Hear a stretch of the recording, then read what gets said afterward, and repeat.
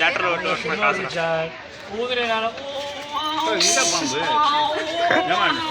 சாமி ட்வின்ஸ் பாம்பு